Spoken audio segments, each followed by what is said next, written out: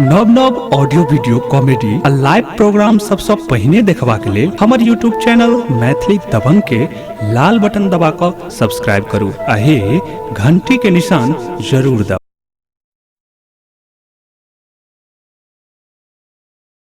कि बढ़म बाबा तोरे चढ़ैवाना कि बढ़म बाबा कि बढ़म बाबा कि बढ़म बाबा खोला ना हो के बढ़िया कि दर्शन माते भूला कि बढ़म बाबा खोला ना हो के बढ़िया कि दर्शन माते भूला।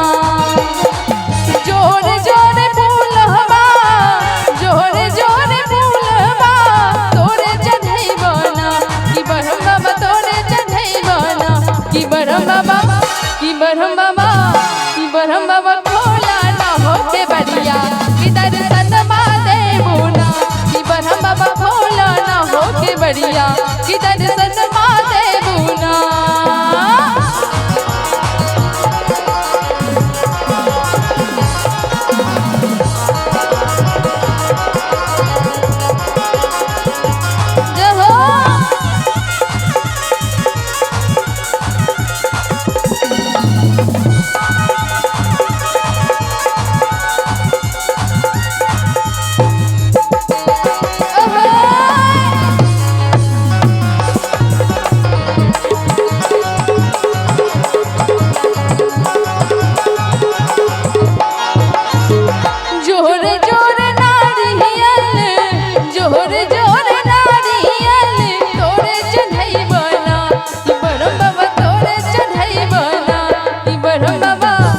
बढ़म बाबा खोला ना हो के बढ़िया कि दर्शन माते भूला कि बढ़म बाबा खोला ना हो के बढ़िया कि दर्शन माते भूला।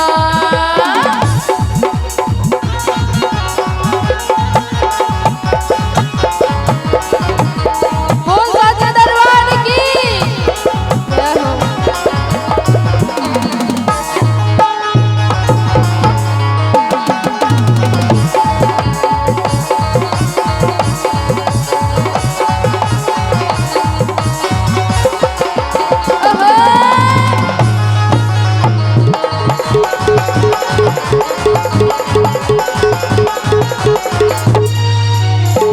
जोर जोर देनो जोर जोर देनो तोरे चढ़ैवाना कि बढ़म बाबा तोरे चढ़ैवाना कि बढ़म बाबा कि बढ़म बाबा कि बढ़म बाबा खोला ना हो के बढ़िया कि दर्शन माते भूला कि बढ़म बाबा खोला ना हो के बढ़िया कि दर्शन माते भूला।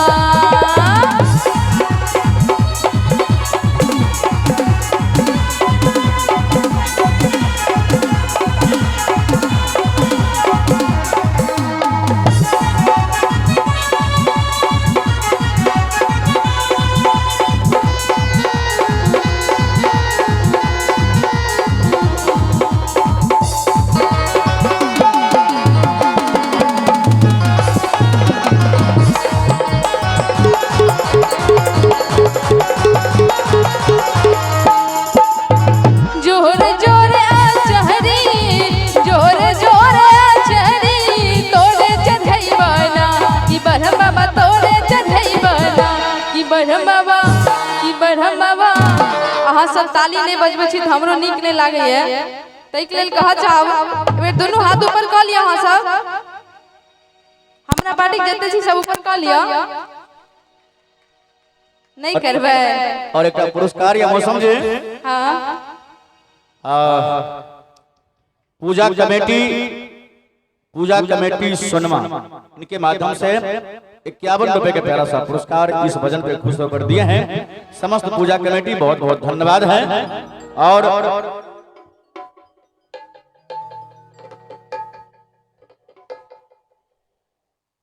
और अपने श्री राम सोगारत पासवान जी राम सोगारत पासवान जी हिनका माध्यम से हिनका सुजन से राम सोगारत पासवान जी के माध्यम से बाबा के दरबार में सुंदर सन भजन पर 111 रुपए का पुरस्कार। एक बार जोरदार ताली होगा चाहिए इनका लिए। जय हो। एक बार सब ताली के साथ है काम एक लास्ट नहीं है।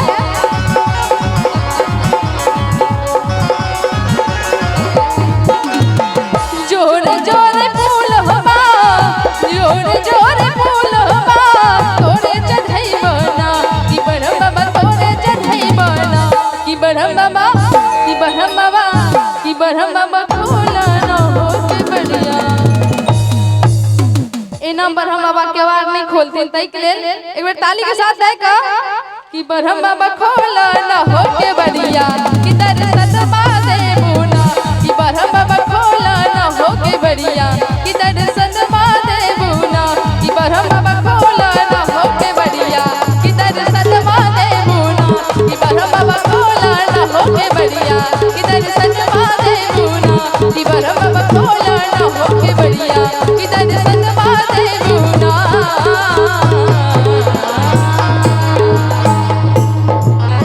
जय हो वाह।